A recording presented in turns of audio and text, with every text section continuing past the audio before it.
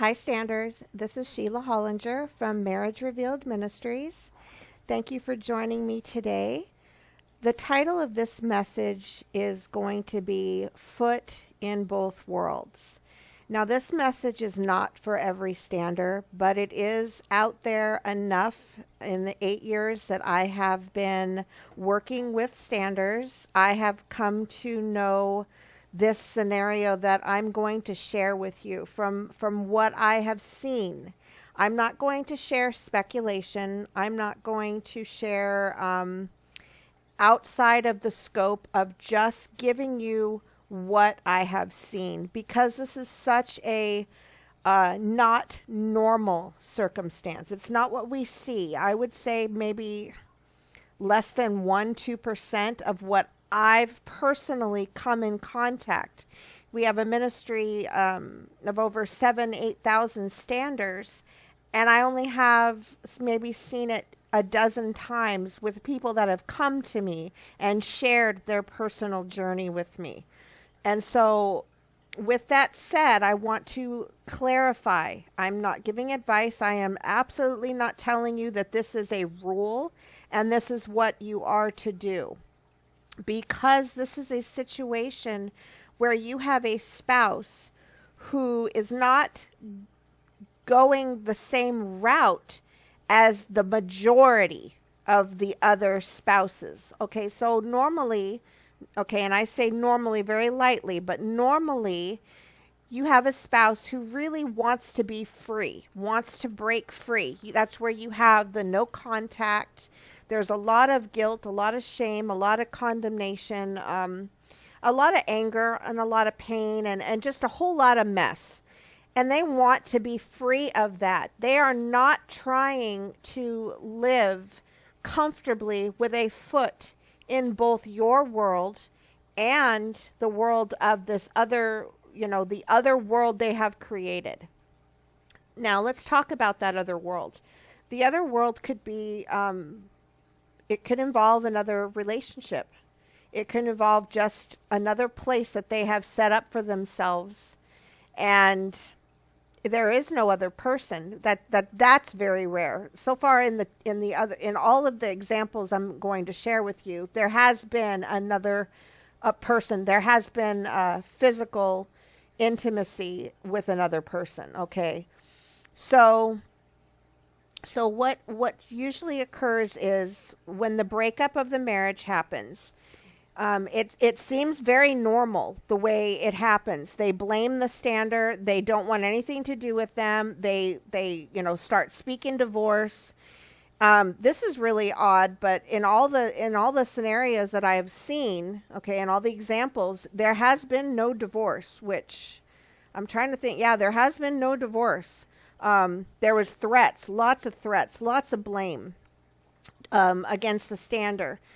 And some of these situations, there are no children with the stander, okay? So it has nothing to do with children, but a lot of anger and deflection and blame, which is a very normal thing. And then the spouse leaves and moves in with this other person and sets up this new life with this other person.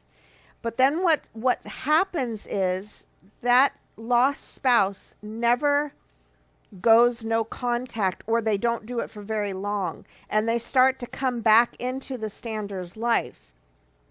And so what I see, and these are, like I said, examples of what I've seen, these aren't speculations, is after a while, that spouse starts to feel like, I can live comfortably loving both people. I can live part at home, part with the other person. And here's what happens with the stander. They are so grateful to have any type of open communication. They're so grateful to not have that spouse blaming them, hating them, right? That they'll take whatever they can get. And all of a sudden, you've got a spouse who's now trying to please both people, both the stander and that other person. And as soon as the stander start, because at first the standard gives a lot of wiggle room, a lot of grace, a lot of, I get what we're in. We're in a situation where you don't want to come home, but you come over and there's intimacy, or maybe there's not intimacy. And I am not blaming anyone, and I am not setting up rules, and I am not condemning anyone. This is a journey that each person has to go through, and it doesn't mean they stay stuck in this place. It just means that they're there for a time, and they have to come to a place where God strengthens them and gets them to a point where God, is giving them the courage, right? The courage and the strength. And overcoming. A lot of times we get stuck in places of fear. And I'm going to go into all of this more, but I already feel that people are saying, if you've never been in this situation, this video is not going to make sense for you. And there can be a lot of judgment against the stander who is in this situation. Okay, you might want to call them a doormat. You might feel like a doormat if this is you. But there's just a lot of stuff that makes us stay in this place, that we get trapped, right? So the stander believes that they're doing the right thing, right? And they're going along with making that spouse, they're trying to win them back. But over time, the stander starts to get lost in this. They start to lose themselves. If they even open their mouth a little bit and show that they're not happy, that they're still living in a situation where the spouse comes and goes freely, where the spouse, is loving them both, what happens is you get a lot of negative retaliation. You get a lot of manipulation from the spouse. I hope I said that right. I think I might have mixed up my words with spouse and stander. So again, the stander, if they retaliate, if they show that they're becoming impatient, like I didn't know I was going to be stuck in a sharing situation for this long. As soon as they start to express that, you get a lot of retaliation from the spouse. They start to threaten divorce. They start to say, you don't understand me. They start to try to put on the guilt. They start to manipulate and threaten. And then it puts the stander back in a place of fear. If I come against this, then I'm going to lose them completely. And I can't lose them completely. So I have to be passive and I have to stay in this situation. But what happens, what I've seen over and over and over, the stander really starts to lose themselves. Why? Why are they losing faith? Why are they losing themselves? It's because they're not walking in the wisdom of God. They're not walking in the freedom of God. They're walking in fear. They're walking in a manipulated situation. They are not being led by the Holy Spirit, right? They are totally being controlled by the spirits that are controlling the spouse. And that's why you see these standers, they're not prospering, they're not thriving, they're surviving. They're barely surviving in these situations. There's no peace, there's no joy, right? Or if there is, it's fleeting.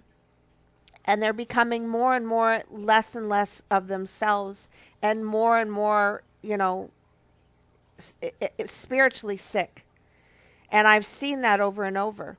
And they become more, just less of themselves. And it's truly heartbreaking when you see this. And why does this happen? Because as they're in this situation and they're trying to follow the majority of what other standards are putting out there and telling them that they should do. Or they're reading all this and they're just assuming this is what they should do. And they're also not recognizing how much fear that they're living in. And again, a lot of times they can't move out in anything but other than what they're doing. They absolutely will not rock the boat. They will not confront that spouse and say, no, I'm done. If you don't make a decision, because they already know, if they put their spouse that ultimatum, if you don't make a decision, then, I'm going to make it for you. And like I said, The majority will say, oh, no, don't ever tell your spouse you have an ultimatum. Right, that works. That works for the majority, right? It doesn't work for this type of situation. Now, let's talk about a few things that I want to very lightly touch on. Some of the spouses that do this have always been in this type of a personality, and I'm going to touch on the word narcissist, okay, because it has to be brought up. Because there are real out there narcissistic personality disorder spouses that have always shown this type of personality.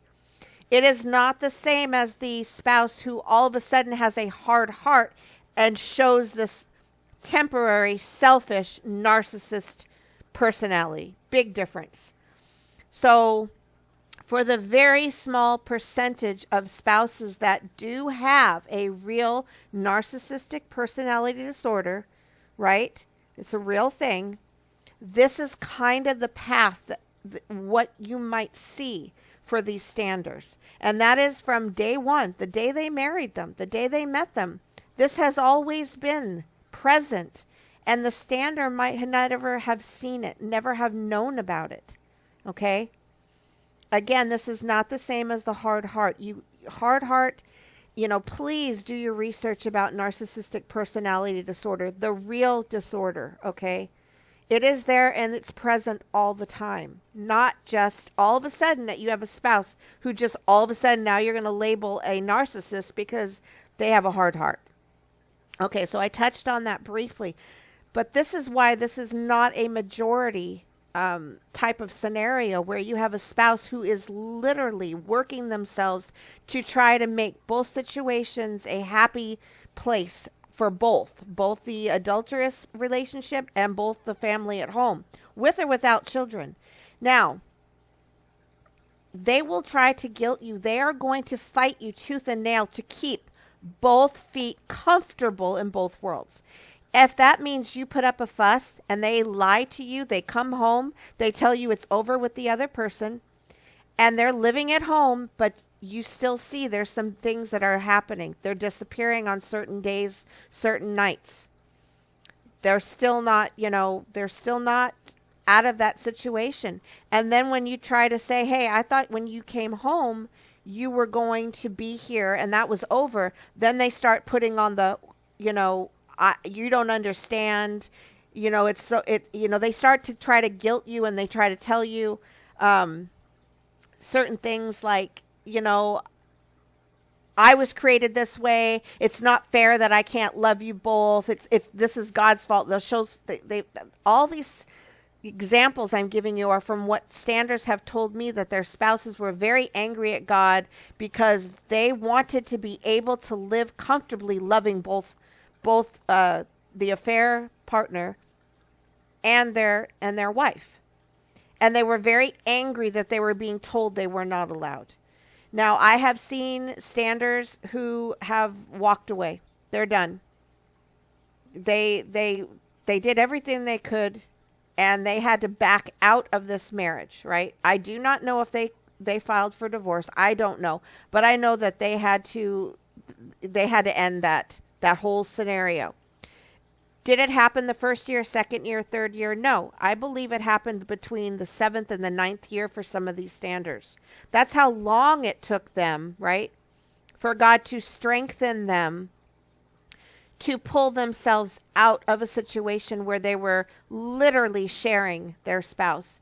And they had no say. If they even spoke against it, they got a lot of degrading. I mean, these women, it breaks my heart because they were in a situation where if they even confronted, they were told how horrible, how ugly they were. There was so much, and I'm not, oh my gosh, this is a really hard video to do because I'm not a doctor. I can't diagnose. I grew up with a parent. My father has passed away, but he was diagnosed with narcissistic personality disorder by a doctor. Okay. I grew up with this. I saw that if you came against him at all, He attacked your character, your nature. There was a lot of emotional abuse. Okay, emotional abuse surrounds some of these narcissistic personality disorders, where they have to put you down, really put you down as a person. Okay, and that's what happened in some of these situations with these standing women. When they came at their spouse, they were emotionally put down as a person. Their physical appearance, their personalities were attacked, over and above and beyond just defending their sins. These men felt that they had to destroy their wives' emotional esteem, their security and their esteem about themselves. And these women were falling for it. And this is what's so heartbreaking is, as I saw this, it's like all I could do was pray, God, wake them up and get them out of this harmful situation, because speaking to them, saying, because I cannot tell someone they're being emotionally abused, right? I can only point them and hope and pray and point them in the right direction. And yes, some of these women have come through the counsel of a real professional. They were able to see what they needed to see, and they were able to get out of this situation. Again, not every husband that has a foot in both worlds has narcissistic personality disorder. That's not what I'm saying. I'm not diagnosing this. Again, I'm going back on what I've seen as examples. If you are living in a situation where you have a husband who is, or a wife, I haven't seen any wives doing this, but it's very possible it's out there, and they are living, and I want to put this out there.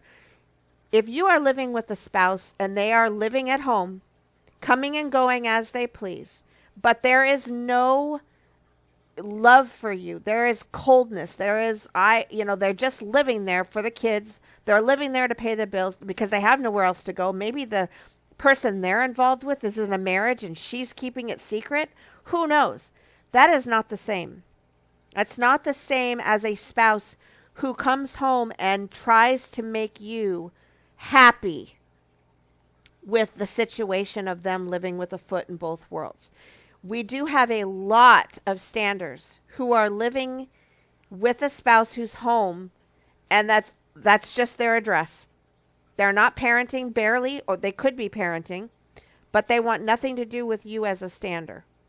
Okay, so not the same situation. Or you have moments where, they soften and they're, but again, this is not the same situation. I'm talking about spouses who really are trying to live comfortably, to erase all that guilt, erase all that shame. And that's why it's so important to understand that when someone has narcissistic personality disorder, there is an area in them that they don't get convicted. They don't have that same level of conscious of right and wrong. They have something in them that they're able to block out that level of shame and condemnation that a normal, healthy-minded person, is able to do. They really are bound up, and I'm not going to go into why they are like this. Is it demonic? Is it spiritual? Is it mental? I don't know, and I'm not going there, okay? And please do not comment with what you think it is. I'm not going to approve those comments because I don't want anybody forming a wrong opinion or assumption. Do the research. If you suspect that this is your spouse, if you have seen this over and over and over and known that this has been your spouse the whole entire time, go talk to a professional, please. Understanding is key. Does it mean that you are now done? That you are destined to divorce? That your spouse can never be healed? Absolutely not. That is not what I'm saying. Wisdom and understanding, knowing how to deal with this. If you were told that your child had this, would you write them off and say, well, I'm done. I guess I cannot have a relationship with my child? Yes, you can. You can have a healthy relationship with your spouse. You can have a healthy relationship with anyone who has been diagnosed with any type of disorder, right? But you don't go into it blindly. You don't go into it blindly. I was able to have a relationship with my father once I started to understand what he was going through, what he had, right? And that meant that I had to set up certain boundaries, healthy boundaries for myself. That meant that when I saw my father putting on the guilt, putting on the shame, I had to understand what he was doing and understand this was part of his personality disorder, that it was part of who he was, not part of what he thought about me, but it was part of his disorder, and that it wasn't truth. I had to get healed from a lot of emotional abuse and feeling the way I felt about myself because my father projected that on me. A lot of standers that go through this have a lot of emotional healing to do. And you can do it without hating the person, without becoming so, I've seen a lot of people, who go through this have become aware, and now they absolutely hate that spouse. And there's so much bitterness out there. And it's really sad because I could have walked away from my father and said, I'm done, you're a horrible monster, and I'm done with you, and I never, but I'm so glad that God showed me what was really going on with my dad. Okay, because what happened was I was able to see him in this bondage. Again, I don't know if it was spiritual. I believe that a lot of times, like with bipolar, I have bipolar. If I don't understand it, that opens a door to the enemy. I have a chemical bipolar brain, right? Chemical, physical. But it opens the door to a demonic, right? So I can live now but with bipolar and take care of it with my vitamins and my supplements. And if I don't, and the bipolar rears its ugly head, I can still live with the physical symptoms and not have to deal with the spiritual attack. When that happened, when I realized that bipolar wasn't all what I was going through, because let me see if I can explain this a little better. I would get the physical, and then I would get the spiritual attack. It would open the door to a demonic attack, which would cripple me emotionally. I'd feel so much shame, so much condemnation. I would be screamed at by these demons. Loser, you pathetic thing. You don't belong to this world because you can't even, get out of bed. So once I realized that, Sheila, this is two attacks. One is physical because you have a physical condition, right? Bipolar. But you've got the demons now piggybacking this thing, taking advantage of what you're going through. And so what a freedom when I could rebuke the demon, shut that door, and just deal with the physical. So I could wake up feeling the lack of motivation without being screamed at by the demons. So I hope this makes sense. You can have a narcissist, personality disorder person, right, who's got the physical, but they also have an open door to the spiritual, right? And that's all I'm going to say about that. Because when I saw what was going on with him, and I saw him really seeking God, really trying, there was a lot of change in him, good changes. And I'm so glad that God really helped me to see my dad the way he was, right? And I was able to love him and have a relationship with him as he was, still in expectation, still in hope, and still believing for his complete and total healing. I say that, yes, I have bipolar, and I'm also believing and expecting for total healing. Do I condemn myself by saying that I have bipolar? No. Because I'll tell you right now that if you don't acknowledge what you're dealing with, if I don't acknowledge that I need certain supplements to help me get through, and I'll just list them off. I have to take magnesium, B12, probiotics for mood. Those are the three things. If I slack and I don't take those three things, my bipolar comes back. My dips, my lows, my highs, my ups and downs come back.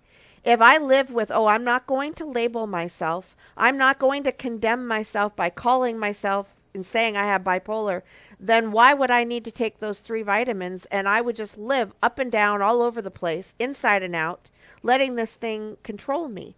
But I recognize that my brain needs these 3 things. Okay? It needs these 3 things. And I take them, and it keeps it at bay. It also, I recognize that if I get out of whack in my my chemical balance, it can open the door to the enemy. So again, it's a spiritual and physical type piggybacking. Same thing with, I believe, and I'm going to throw this out there lightly, I really do believe that can happen. It can happen with anything, any type of disorder that anybody can have, even a physical disorder. You've got people who are going through some type of a physical disability, blindness, deafness, and they could have an open door to self-pity.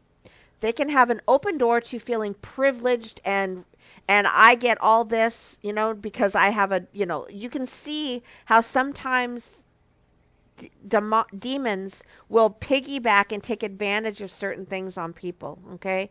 So this was a lot of information. Again, I am just trying to put out some type of understanding. I'm not a doctor. I dealt with some things in my life.